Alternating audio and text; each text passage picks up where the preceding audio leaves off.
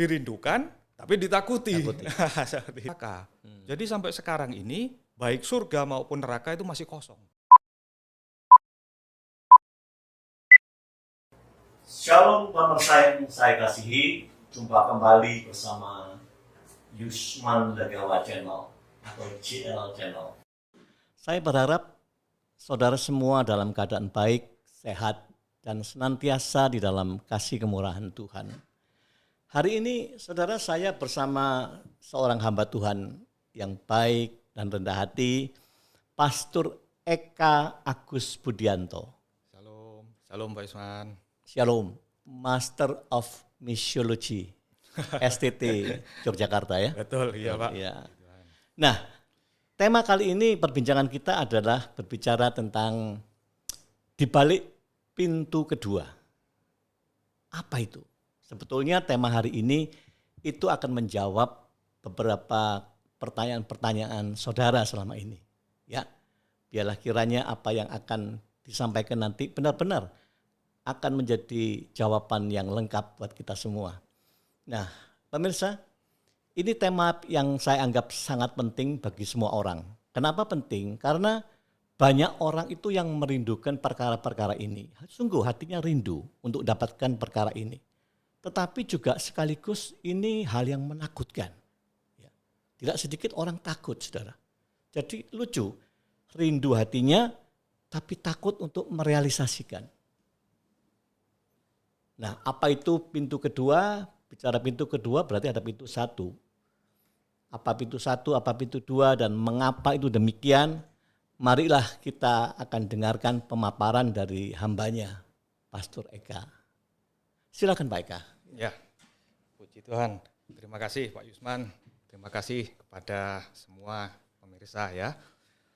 Ya Pak, betul sekali Pak. Memang satu tema ini tema yang sangat menarik Pak ya. Tadi dikatakan ada pintu kedua berarti ada pintu ke satu. Nah, gambarannya Pak, yang dimaksud dengan pintu itu, pintu ke satu adalah saat kita itu datang ke dunia. Lahir. Ada satu dunia, kita masuk, ini pintu pertama Pak. Nah, kemudian setelah dari dunia ini, kita akan berakhir di dunia ini. Kita akan keluar melalui pintu kedua. Jadi hidup dunia cuma ada dua pintu ya. Cuma ada dua pintu masuk dan pintu keluar. Nah, masalahnya masuk pintu satu, sebetulnya kan kita tidak pernah takut karena enggak tahu mungkin Pak. Karena enggak tahu. Kemudian kita hidup, masuk di dunia, hidup, menjalani kehidupan. Ketika tiba saatnya hendak melewati pintu kedua, nah ini orang menjadi takut.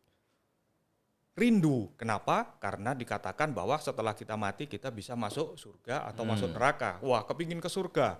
Ya, semua kepingin ke surga. Gitu. Tapi ketika ditanya, ayo mau tak sekarang ke surga? Semua mundur, enggak mau, tunggu. Ketakutan justru. Ketakutan. Nah, itulah. Dirindukan, tapi ditakuti. Seperti itu. Nah, kebanyakan Pak, orang itu takut karena mereka itu belum tahu. Jadi pintu kedua ini, apa di balik pintu kedua itu? Biasanya orang menganggap bahwa kalau kita sudah mati ya sudah, kita ada di surga atau kita ada di neraka. Seperti itu. Padahal sebetulnya bukan seperti itu Pak. Nah, ketakutan-ketakutan seperti ini yang membuat manusia itu tidak berani menghadapi masuk pintu kedua ini. Takut kemana? Gitu. Nah, ketakutan seperti ini sebetulnya mempengaruhi Pak, mempengaruhi kehidupan kita. Maka terjadi satu ironi ya, yang tadi sudah disebutkan oleh Pak Yusman, satu ironi. Semua orang ingin ke surga, tapi tidak mau melewati pintunya.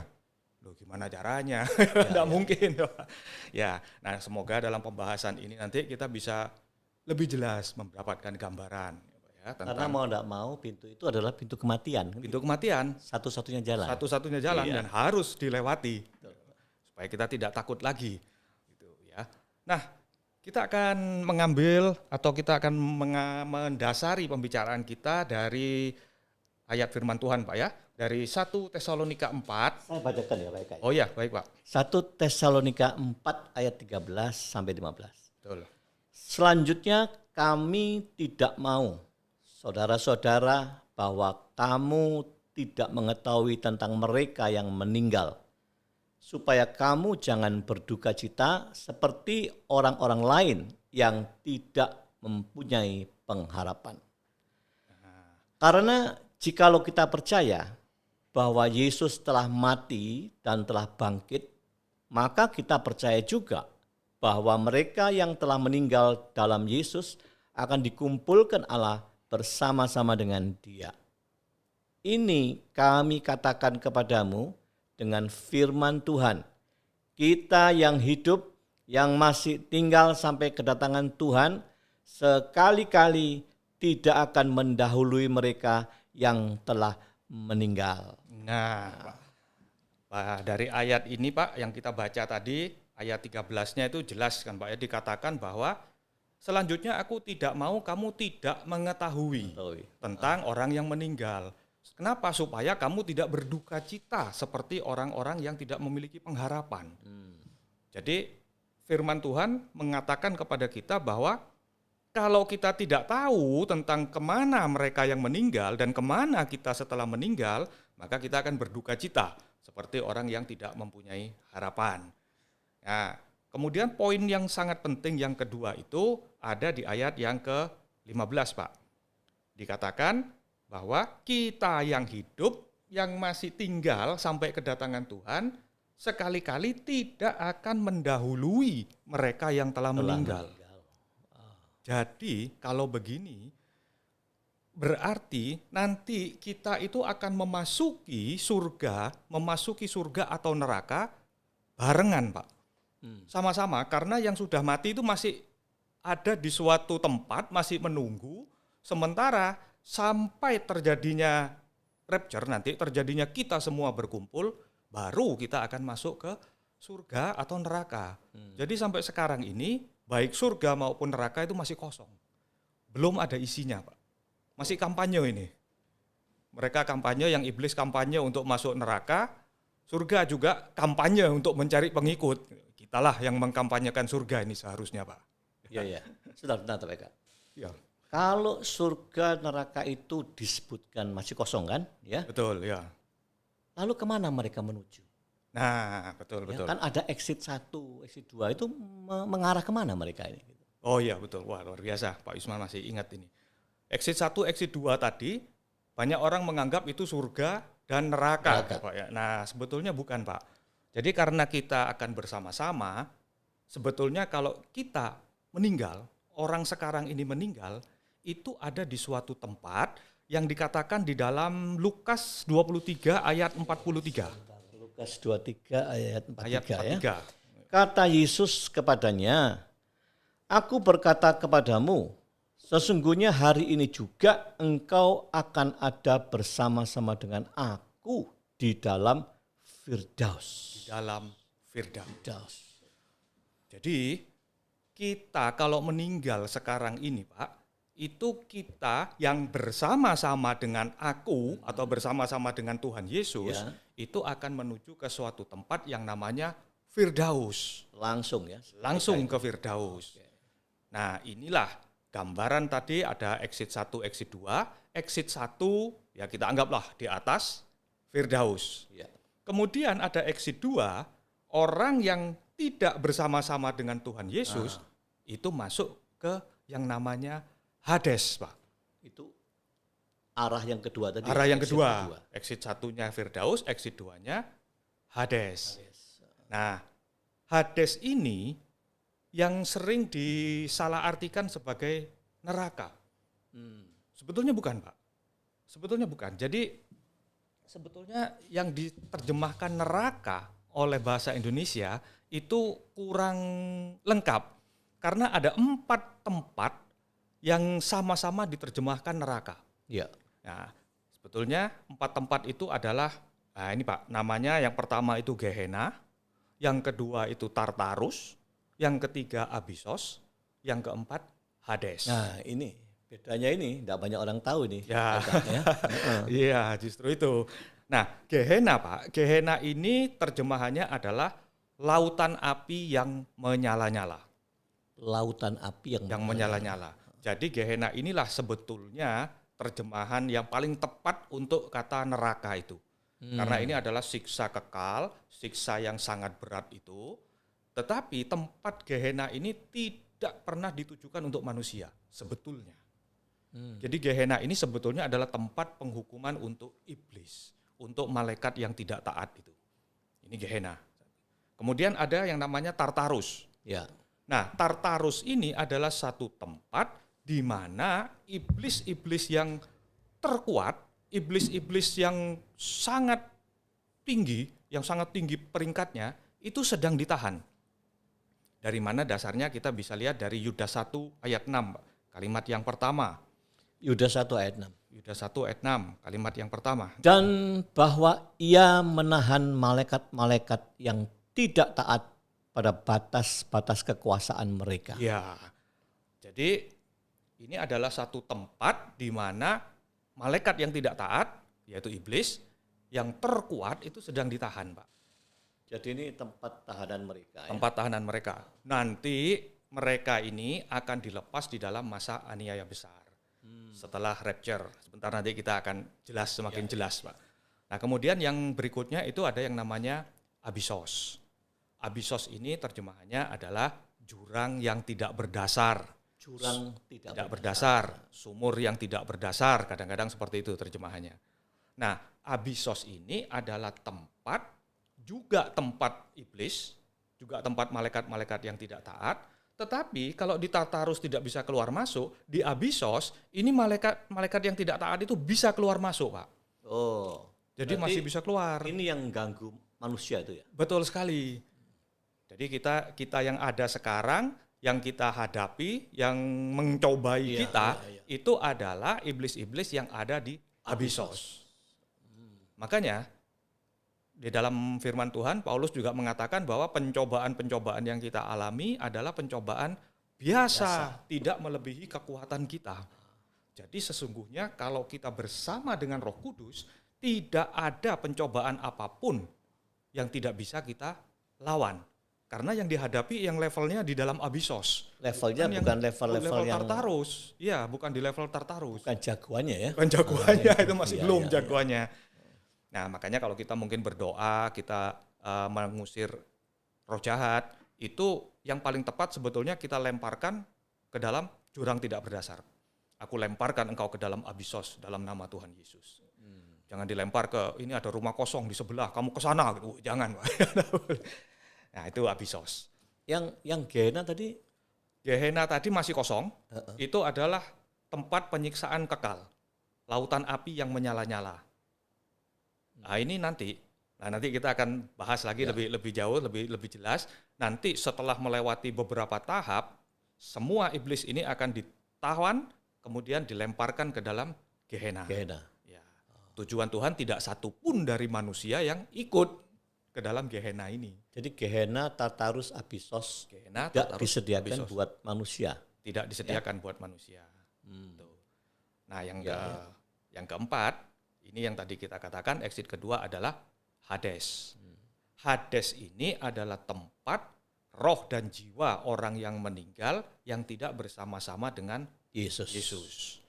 Ini yang Firdausnya, Hadesnya di bawah lah, supaya gambarannya gampang. Mereka yang ada di Hades ini akan terus berada di Hades sampai nanti tiba waktunya dimasukkan ke surga atau ke neraka. Yang di Hades. Menghadapi penghakiman itu. Sampai menghadapi penghakiman. Baru masuk neraka. Jadi di Hades ini walaupun mereka sudah penderitaan pastinya ya Pak, tapi belum merupakan penderitaan yang puncaknya. Bukan merupakan penderitaan yang di neraka itu. Nah, seperti itu. Cuman kita sebaiknya sekarang fokus ke yang di Firdaus Pak ya, karena kita kan semua tidak ada yang mau ke Hades loh. Kita semua ikutnya yang Firdaus. Semua ikut yang bagus ya. Yang bagus. Nah, bagaimana setelah roh dan jiwa orang yang bersama dengan Tuhan ini ada di Firdaus, apa yang dilakukan dan apa yang akan terjadi nanti, ini yang perlu kita cermati. Di awal kita meninggal, kita akan langsung berada di Firdaus. Di Firdaus ini, bumi juga akan terus berjalan. Waktu akan terus berjalan. semua yang di Firdaus juga ikut berjalan, tapi sudah tidak ada hubungan dengan yang di bumi. Ini terus jalan, sementara di bumi ada beberapa peristiwa. Ya. Yang di Firdaus sudah jalan terus, menikmati, menanti dalam kenyamanan. Lah peristiwa-peristiwa apa yang ada di bumi? Yang pertama, ya bumi akan terus berjalan sampai ada yang disebut masa yang namanya rapture, harpazo, rapture atau pengangkatan. Nah, Ini yang dimaksud rapture bersama-sama. rapture bersama-sama. Yang seketika itu ya. Yang seketika, ya. Rapture adalah di mana orang yang ketika peristiwa rapture itu terjadi, orang-orang ini masih hidup dan orang-orang ini yang bersama dengan Kristus, ya sudah bersama dengan Kristus, orang ini akan dengan seketika diangkat, diubahkan menjadi sama seperti yang di Firdaus. Jadi roh dan jiwanya langsung berada di Firdaus bersama dengan Tuhan Yesus. Badannya diubahkan, hilang. Badan fananya hilang. Dia ada di Firdaus. Nah, kejadiannya seketika, sekejap mata, tetapi kejadian ini Tuhan Yesus belum turun menjejak kaki di bumi. Masih di awan-awan. Makanya lagunya perjumpaan di udara gitu ya. Nah, seperti itu. Ada peristiwa rapture. Kita yang di Firdaus yang sudah mati duluan, sudah rapture pribadi tetap. Kemudian ketika rapture ini semua naik, kumpul. Ini masih jalan lagi. Setelah rapture ada peristiwa yang disebut dengan aniaya besar. Nah, aniaya besar ini Pak merupakan satu peristiwa yang mana dikatakan pencobaan-pencobaan, penderitaannya itu jauh lebih besar daripada apa yang kita tahu sekarang. Kenapa? Karena iblis yang tadi di Tartarus dilepas pada masa ini, pada masa aniaya besar ini. Jadi kita yang bersama dengan Tuhan Yesus tidak ikut sebetulnya, tidak ikut dengan aniaya besar ini. Makanya kita tidak perlu khawatir. Karena Alkitab kan mengatakan peristiwa seperti mungkin yang lagi ribut sekarang Pak ya, masalah antikris, masalah ya mungkin kita tahu masalah chip dan lain sebagainya. Kejadiannya kan nanti di aniaya besar. Loh kita kan tidak ikut. Loh kenapa yang kejadian sekarang dianggap sebagai ini? Bukan. Salah timing Pak, salah timing. Jadi betul-betul begitu si jahat di Tartarus dilepaskan, sudah nggak ada orang yang akan tahan ya. Nggak mampu ya? Masih mampu Pak. Tapi sedikit sekali. Sedikit sekali ya? Sedikit sekali. Artinya kan gini, penderitaan itu sebelum rapture, nggak terlalu lah gitu kan? Nggak terlalu lah, ya. Tapi setelah rapture, ini yang mengerikan gitu kan? Mengerikan, ya. Lebih sadis. Lebih sadis, jauh lebih berat, jauh lebih susah. Tapi Alkitab mencatat masih ada yang bertahan. Tapi tidak banyak pasti. Tapi tidak banyak. Nah, kita beruntung, kita sudah tidak ikut. Kita kan ada di rapture. Kita sudah ada di Firdaus, ya, Pak. Jalan terus. Aniaya besar jalan, dikatakan 7 masa. 7 masa, 7 tahun. Saya harap kita semua sepaham bahwa tahun yang dimaksud di sini bukan tahun Masehi, Pak. Jadi kita tidak tahu ini tahun apa ini, karena waktunya Tuhan ini tidak tahu. Bisa 1 hari sama dengan 1 tahun dan lain sebagainya. Tapi yang jelas 7 masa katanya. Ini jalan terus. Kita yang sudah di atas tadi terus ikut jalan, yang ikut rapture juga sudah tidak ikut aniaya besar, terus jalan. Sampai aniaya besar selesai, waktunya timbul yang namanya masa Armageddon, peristiwa Harmagedon. Peristiwa Harmagedon ini adalah peristiwa di mana setelah 7 tahun, 7 masa aniaya tadi, Tuhan Yesus beserta dengan malaikat-malaikatnya, plus kita yang tadi ada di Firdaus, turun ikut memerangi menjejak di bumi. Jadi Harmagedon ini peristiwa di mana aniaya besar tadi kita membahas bahwa lebih banyak orang yang durhaka, lebih banyak orang yang tidak tahan dan ikut si jahat. Yang bertahan kan sedikit tadi dikatakan. Orang-orang yang banyak ini mencapai puncak pemberontakannya di satu titik yang namanya Harmagedon. Mereka betul-betul sudah mau habis-habisan berontak. Maka di saat itu Tuhan Yesus turun, menjejak di bumi dan memerangi mereka. Nah kalau Tuhan yang memerangi bersama bala tentaranya, ya pasti amblas ya. Pasti kemenangan. Pasti kemenangan. Ya, Alkitab mengatakan hanya dengan hembusan nafas mereka sudah diselesaikan. Nah, jadi dalam peristiwa Harmagedon ini Tuhan Yesus beserta dengan bala tentara malaikat dan orang-orangnya turun. Nah, kalau Tuhan yang turun ya pasti menang, Pak. Kemenangan yang terjadi kan. Nah, itu sebabnya dikatakan bahwa hanya dengan hembusan nafas semuanya ditawan kembali. Peristiwa Harmagedon ini menandai satu peristiwa berikutnya yang sebetulnya peristiwa yang sangat indah buat kita. Yang namanya itu perjamuan kawin anak domba. Perjamuan kawin anak domba. Jadi waktunya mempelai. Nah, ya, mempelai di Alkitab dikatakan bahwa ini adalah perjamuan mempelai. Ya, sesuatu yang indah. Kalau kita tahu perjamuan anak domba ini bukan penghakiman. Jadi karena banyak orang yang salah dikira tahta pengadilan Kristus, kan disebut tahta pengadilan Kristus, dipikir, waduh ini kita diadili, kemudian waduh kamu ini dosanya sekian, amalnya sekian. Oh tidak seperti itu Pak. Kenapa? Karena perjamuan anak domba ini merupakan satu peristiwa di mana sebetulnya itu adalah pembagian pahala. Pembagian hadiah dari Tuhan Yesus. Oh ini yang dimaksud untuk siap menerima mahkota-mahkota itu. Betul. Mahkota-mahkota yang nanti akan diberikan, seberapa mahkota yang kita dapat, seberapa pahala yang kita terima, ini ditentukan saatnya itu sekarang Pak. Di saat kita masih hidup ini. Jadi di saat kita masih hidup, sebetulnya sebelum kita naik ke Firdaus, ini adalah satu kesempatan di mana kita mengumpulkan pahala-pahala sebanyak mungkin. Mahkota-mahkota sebanyak mungkin. Sebelum terlambat. Sebelum terlambat. Kalau sudah meninggal, sudah ada di Firdaus, sudah terlambat. Jadi bukan terlambat untuk masuk surga, bukan terlambat untuk masuk Firdaus, bukan. Terlambat untuk mengumpulkan pahala. Loh, apakah pahalanya ini menyenangkan? Oh iya, nanti kita bahas berikutnya di era setelah perjamuan kawin anak domba ini.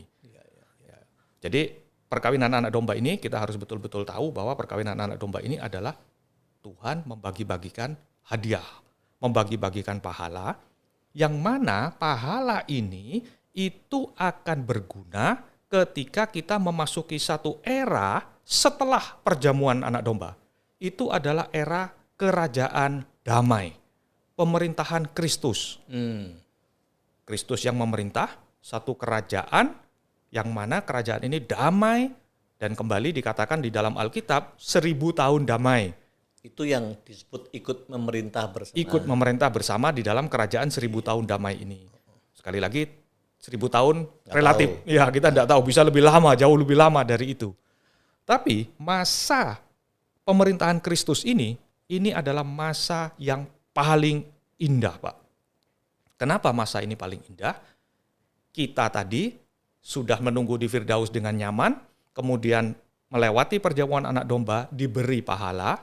Pahala-pahala, mahkota-mahkota ini menentukan, gampangannya kita ngomong jabatan lah Pak. Ya kan, sebagai gambaran. Level jabatan, masing-masing level masing-masing kita di dalam pemerintahan Kristus ini. Nah kita kan ikut memerintah bersama Kristus. Tuhan Yesus rajanya, kita yang mahkotanya banyak bisa jadi menteri, jadi perdana menteri, mungkin gubernur. Yang lebih rendah bisa camat, gitu, RT mungkin seperti itu. Ini pentingnya kita punya pahala-pahala tadi. Nah, pahala-pahala ini dikumpulkannya pada waktu kita masih hidup. Ya, pada waktu kita masih ada. Pada waktu sekarang kita masih menghidupi diri kita di bumi ini. Kalau sudah meninggal, sudah terlambat. Sudah tidak bisa. Ketika kita berada di masa pemerintahan Kristus, ini merupakan satu reward, hadiah yang luar biasa. Karena di dalam masa kerajaan 1000 tahun damai ini, kita itu masih mengenal satu sama lain, Pak. Jadi saya masih kenal, oh ini Pak Yusman, oh ini suami saya, istri saya, anak saya. Kita masih kenal. Buktinya apa? Kita lihat, kita tahu peristiwa Lazarus dan orang kaya. Ketika berada di alam baka, ya, si orang kaya maupun Lazarus itu masih kenal satu sama lain. Bahkan si orang kaya itu mengatakan, wah kalau gitu tolong, itu aku masih punya keluarga di bumi. Berarti kan satunya di Hades. Satunya di Hades, satunya di Firdaus. Ya. Nah, yang kita bisa pelajari saling kenal. Ya. Tubuh kita, oh iya tadi sampai lupa Pak ya. Nah, ketika kita turun kembali ke bumi, kita mendapatkan tubuh baru yang namanya tubuh kemuliaan.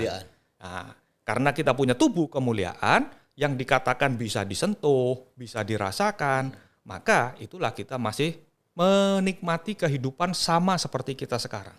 Kita masih bisa saling kenal, Bisa makan. kita masih bisa makan. Loh, mosok bisa makan? Oh iya Pak, salah satu bukti di dalam Alkitab adalah ketika Tuhan Yesus bangkit dan dia dalam tubuh kemuliaannya, dia masih mengajak murid-muridnya makan ikan bakar sama-sama. Kemudian tubuhnya apa nyata? Ya, Tuhan Yesus pernah datang ke dalam satu ruangan yang terkunci di mana murid-muridnya berkumpul dan dia mengatakan, ini jamah aku, pegang aku, ini betul-betul aku. Dari situ ya, bahwa itu masih disentuh. Betul. Ya. Jadi kita memiliki tubuh itu, kita bisa makan, walaupun mungkin menunya kita tidak tahu Pak ya. Nanti kalau kita di sana baru kita lihat. Ya. Di Perjanjian Lama juga ada Pak. Ya, ketika Abraham dikunjungi oleh 3 malaikat Tuhan, ya mungkin ini manifestasi daripada Tuhan ya. Ketika itu kan belum ada Tuhan Yesus. Ya. Yang dilakukan oleh mereka apa? Memberikan persembahan, makanan, potongkan lembu, dimasakkan, makan bersama-sama. Jadi ini merupakan bukti. Ini menguatkan kita lah untuk, kadang-kadang ada yang tanya, waduh kalau nanti kita sudah mati itu kita bisa makan apa enggak? Itu kan rugi, kalau untuk dipuaskan aja sekarang makan. Gitu. Oh enggak, kita masih bisa menikmati. Makanya kerajaan 1000 tahun damai ini atau kerajaan damai ini merupakan reward. Hadiah yang luar biasa yang seharusnya menjadi tujuan kita. Fokus kita adalah memperoleh tempat terbaik di dalam kerajaan 1000 tahun damai ini. Bukan mendapatkan tempat terbaik sekarang di bumi. Kenapa? Karena di bumi kita berapa tahun sih Pak hidupnya? 70, 80, mau 150. Jangan Pak. Nah, waktu ini dibandingkan dengan waktu damai, kerajaan damai ini sangat jauh. Sangat beda waktunya, sangat jauh. Kenapa kita fokus ke hidup yang sebentar ini? Nah, terus yang disebut surganya itu yang apa? Oh ya, sebentar. Ini nanti Pak. Ya, nanti kita akan menuju ke sana. Jadi cuman kan kita harus tahu, menekankan bahwa janganlah kita fokus ke sekarang. Nah, surga itu di mana? Surga itu terjadi setelah kerajaan 1000 tahun damai ini berakhir. Tapi sebelum itu, tadi kan dikatakan kita memerintah bersama dengan Tuhan Yesus. Loh, yang diperintah siapa? Maksud kita mau merintah satu sama lain? Yang diperintah siapa? Nah, tadi kita sudah menyinggung bahwa di dalam masa aniaya besar, itu sebagian besar ikut si jahat, ikut si iblis. Tapi ada sebagian kecil yang lolos. Nah, mereka yang lolos inilah memasuki kerajaan 1000 tahun damai, tetapi dengan tubuh fananya.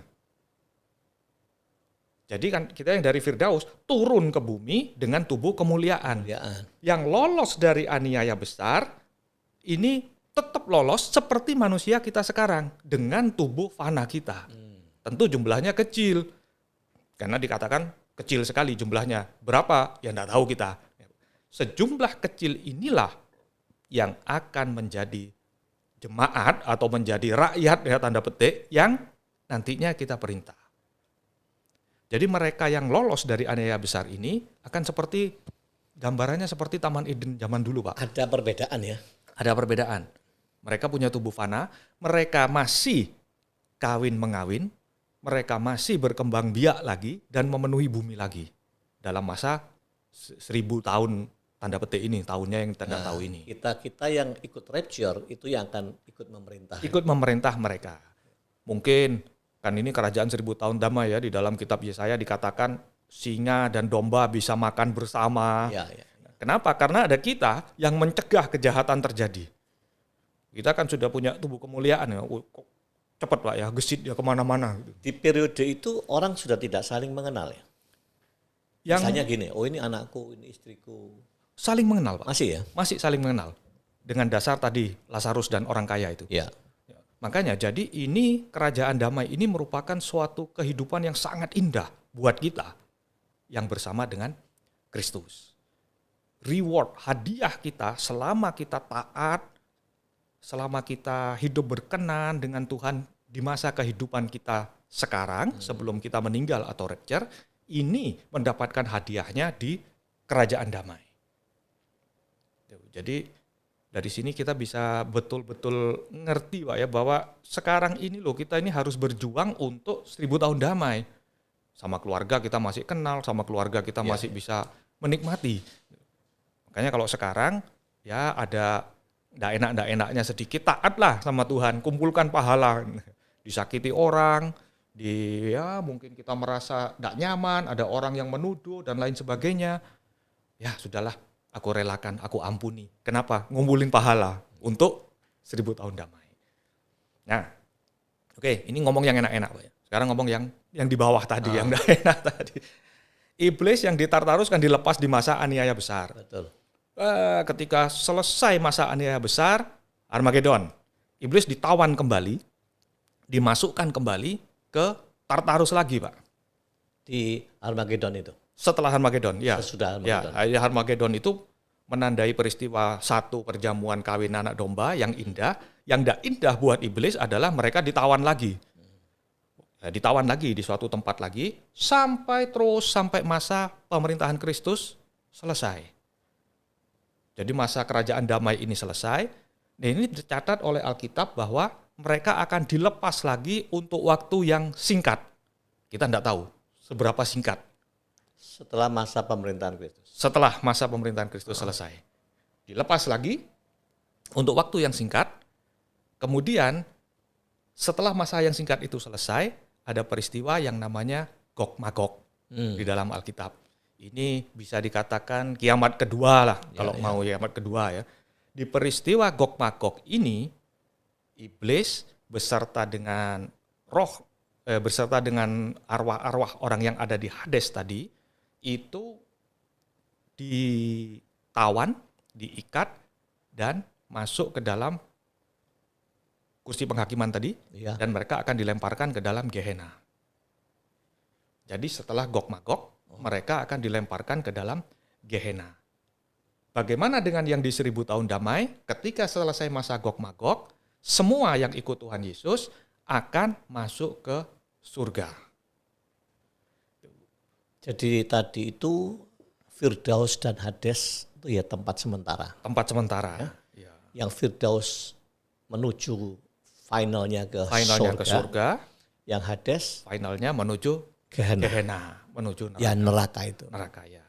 Setelah Gog Magog ini dikatakan bumi lenyap.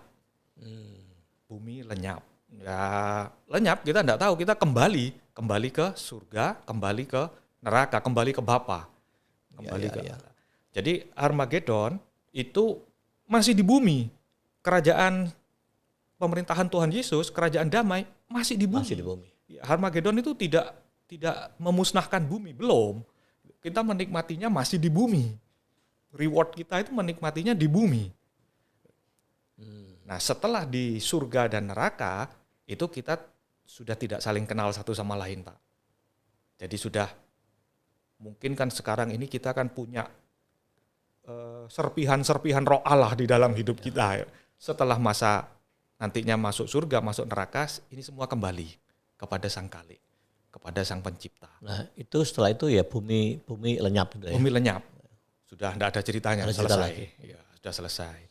Jadi ini gambaran Pak mengenai pintu 1, pintu 2 bagaimana,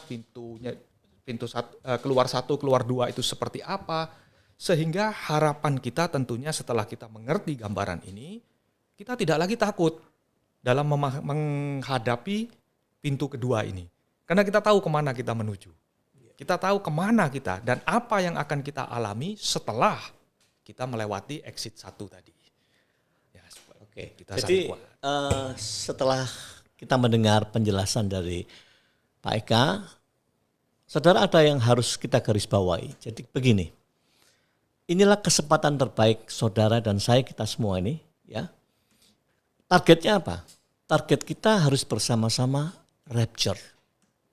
Betul. Dan inilah kesempatan terbaik. Kalau lewat daripada kesempatan ini, saudara dan saya itu possibility-nya kecil sekali. Ya. Sebab apa? Si jahat yang di Tartarus itu kan dilepas. Dan itu masa aniaya yang sangat berat. Sehingga apa? Ya kita kehilangan waktu yang emas ini. Ya. Nah, kalaupun kita berhasil setelah rapture, itu kelak pun peristiwanya dibedakan. Ya. Orang-orang yang berhasil di masa aniaya berat itu, dia dibedakan. Levelnya beda. Betul.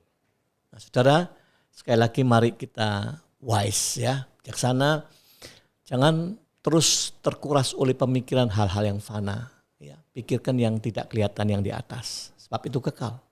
Dan ini momen buat kita semua. Nah, Pak Eka, ini ada pertanyaan ya. Ada orang-orang yang mengatakan begini,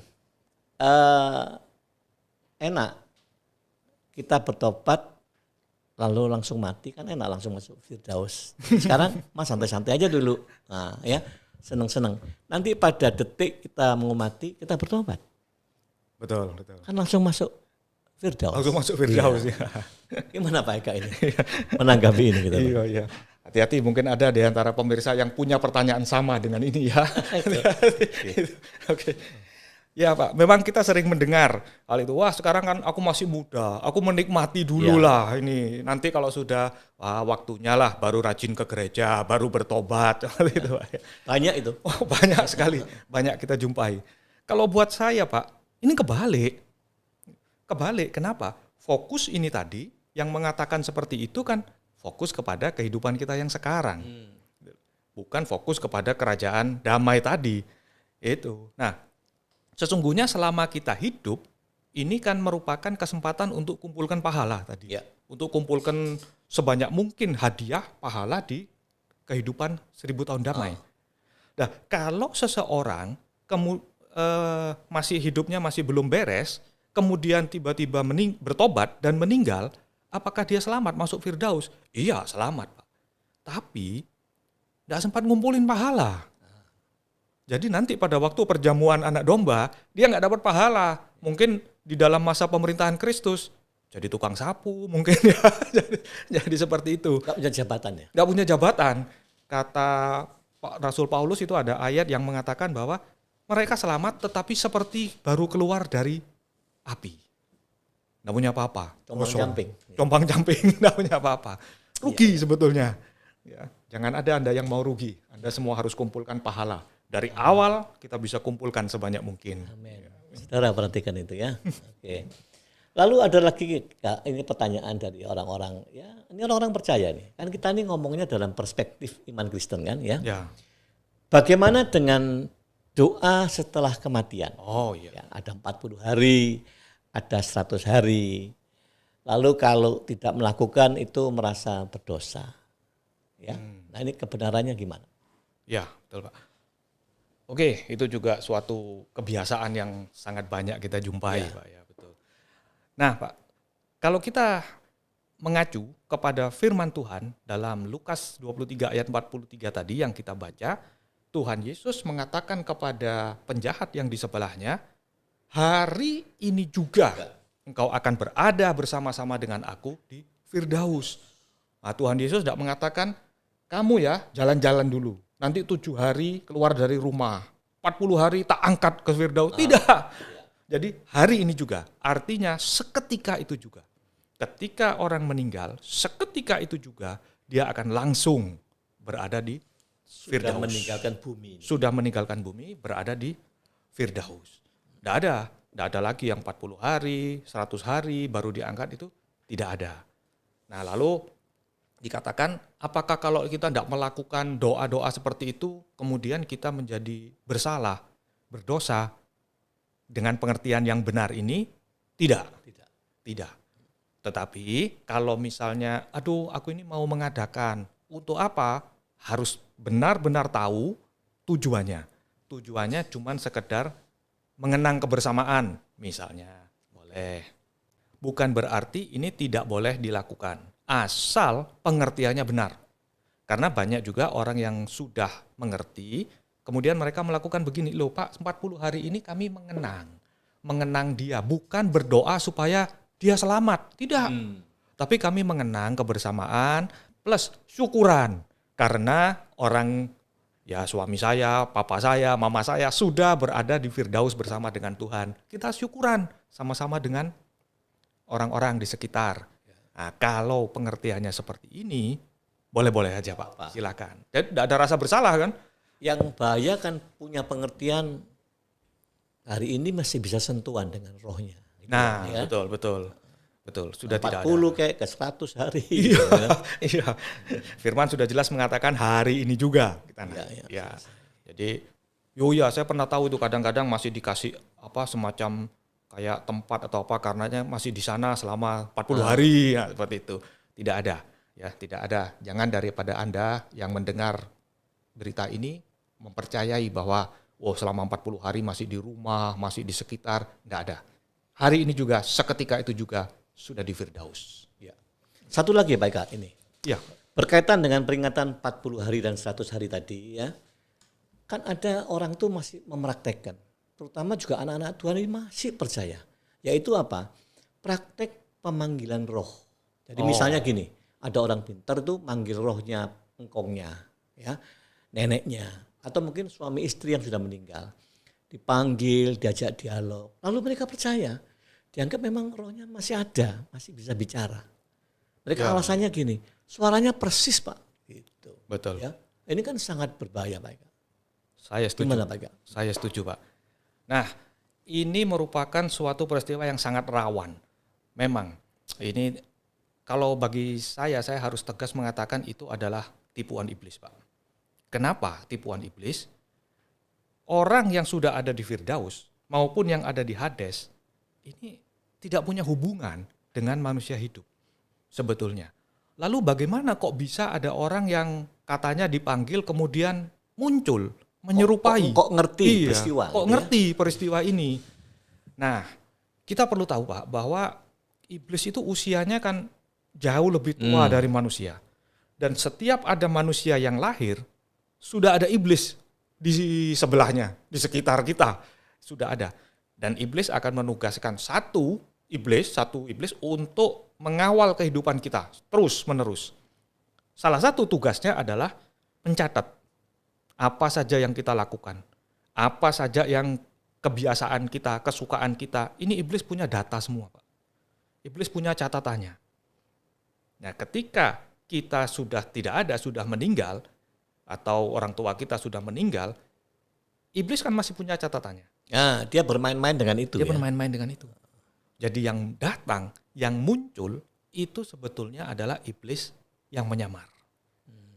Ciri yang paling jelas yang bisa kita ketahui, biasanya yang muncul ini selalu membicarakan masa lalu. Masa ketika dia hidup.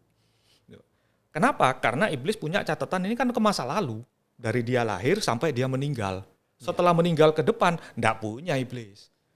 Jadi iblis itu memang megang jejak digital kita. Iya, jejak digital kalau sekarang. Database-nya lengkap. Iya. Dan dia selalu menipu kita dengan peristiwa-peristiwa yang sudah terjadi. Betul. Ya. Kalau yang belum terjadi, berarti dia kan cuma mereka-reka ya.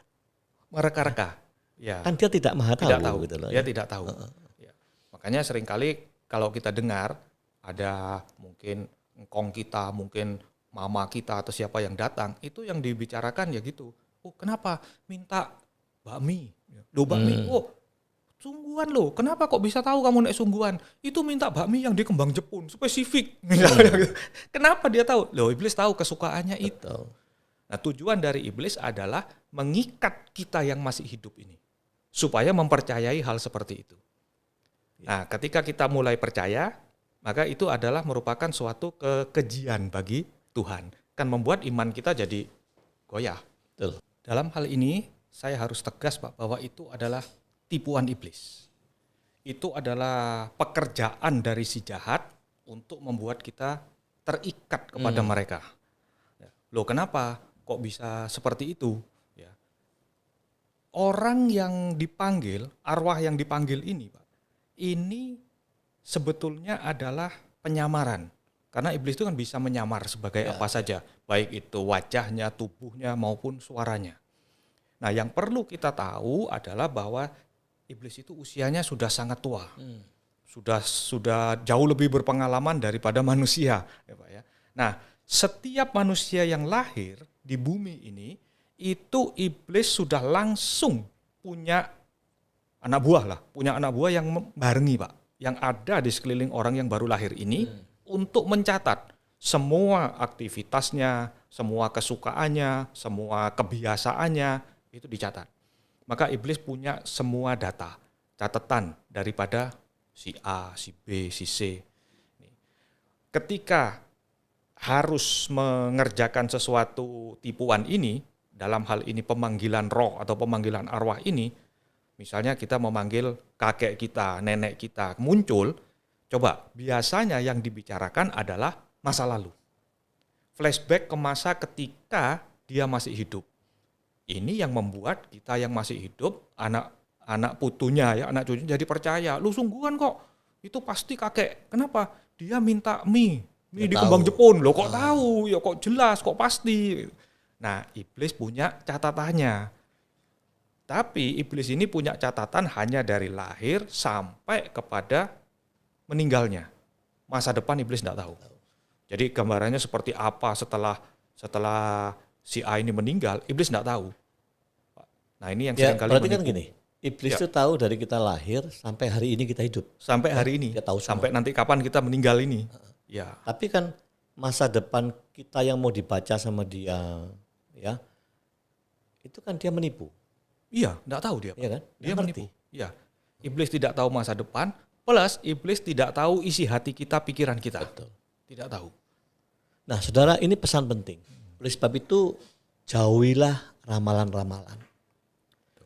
Iblis bukan penuh kebohongan. Sosok iblis sendiri, dia itu bohong memang. Dia itu pembohong, bukan dia penuh kebohongan, bukan. Dia itu pembohong, pendusta. Ya, sosoknya itu sosok dusta. Nah, saya teringat Pak Eka, jadi kalau dia punya rekaman-rekaman kita lengkap, itu kan termasuk dia kan tahu kelemahannya masing-masing, itu titik lemahnya ada kan. Ada orang yang gampang jatuh soal perjudian, soal wanita, soal mabuk. Nah, dia selalu menunggu saat yang tepat, itu artinya pada saat orang itu membuka celahan gitu kan. Iya. Kalau enggak buka celah diselamat ya. Iya. Tapi kalau dia buka celah, nah ini saat yang indah buat si iblis. Betul ya. Betul. Luar biasa itu jahatnya tuh. Luar biasa. Makanya di firman di Kejadian itu Pak dikatakan bahwa Allah berkata, dosa mengetuk di depan pintu. Iya. Jangan kau biarkan masuk. Nah, artinya selama itu masih di dalam hati, di dalam pikiran kita, ini belum tereksekusi, iblis tidak tahu. Iya. Tapi ketika kita sudah mengeksekusi menjadi kelemahan kita, walaupun tidak ada orang yang tahu, walaupun keluarga, pasangan tidak tahu, tapi iblis tahu. Iya. Karena sudah tereksekusi. Jadi sebisa mungkin kita selama masih ada di dalam pikiran, dalam benak, beresin dengan Tuhan. Ya. Aduh, ini kan termasuk begini Pak Eka. Kalau orang minta, kan banyak tuh orang-orang itu berdoa minta tanda sama Tuhan. Ya. Nah, Tuhan minta tanda. Betul. Berarti kalau terucap ini, ya. Ini kan ditangkap iblis. Ditangkap iblis. Tapi kalau kita mintanya di dalam hati, dia nggak tahu kan? Ya. Bener ya? Betul. Kalau kita, aku minta tanda ini, tentu ini. Wah, ditangkaplah iblis. Nah, dia bisa menipu kita kan? Betul. Tapi kalau kita di dalam hati, nggak ada yang tahu, ya. Nggak ada yang tahu. Hanya kita sama Tuhan. Ya. Ini poin yang sangat penting Pak. Benar. Semua Anda harus tahu poin ini. Bahwa ketika masih di dalam hati, iblis tidak tahu.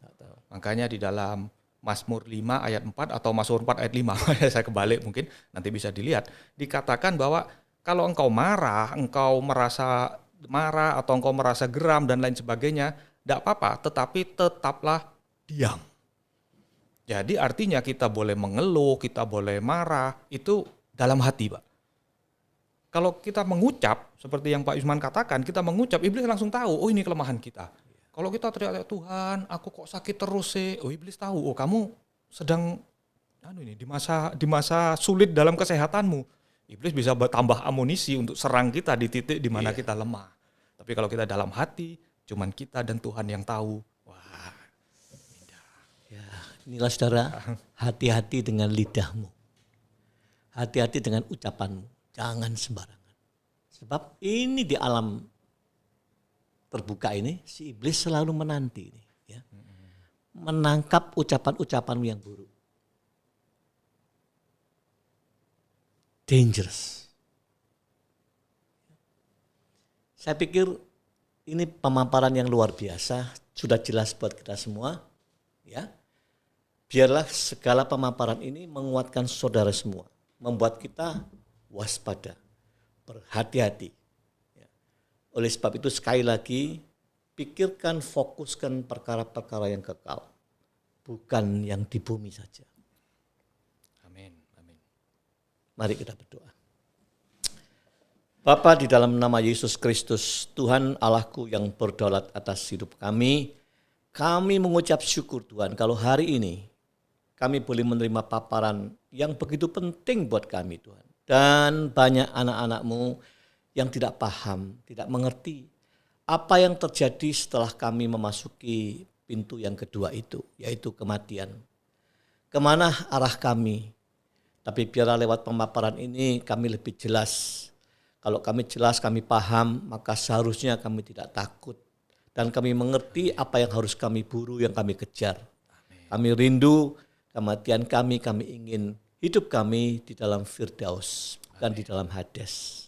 Sebab kami ingin kehidupan kami juga memerintah bersama Kristus. Amin. Sampai masuk di dalam kerajaan surga. Kami mengerti hari ini Tuhan, apa-apa yang harus kami waspadai. Biarlah setiap kami memiliki pikiran target utama supaya kami ini ikut rapture. Sebab kami tidak ingin kami teraniaya oleh si jahat itu. Kami percaya Bapak, sekali lagi kami boleh hidup untuk memerintah bersama Kristus. Amin. Terima kasih dalam nama Yesus. Haleluya. Amin. Amin. Demikian pemirsa, saudara yang saya kasihi.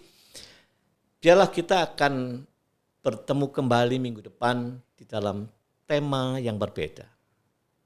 Tuhan memberkati. Terima kasih Pak Eka. Terima kasih Tuhan berkati. Usman, Tuhan sertai. Ya. Amin.